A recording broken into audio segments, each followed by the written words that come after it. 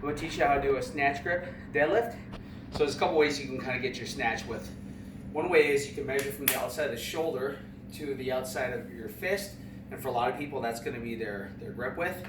Another way is you can just pick up the bar, and what you're going to do, kind of where when you bend over and where the crease of your hip is, kind of where your waistline is, if you put the bar in that crease, that's usually about where you want it.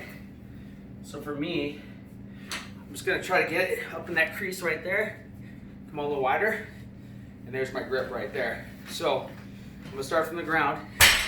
First thing, I'm going to mark, I see where my hands go. And when you deadlift, you're always going to step in real close to the bar. That's the first key. And with a snatch grip, you're going to definitely use, you're not going to be in a sumo position. You always want your feet a little wider than shoulder width.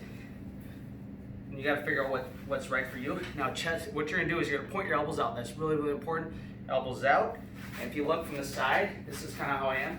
You got to make sure the back is arched. You never want to be rounded. That's what you don't want. Butt out, and you always want your shoulders higher than your hips. So step in close, get my grip, and I'm going to bring that bar, I'm going to put my weight in my midfoot, and I'm going to bring that bar right up against my shin.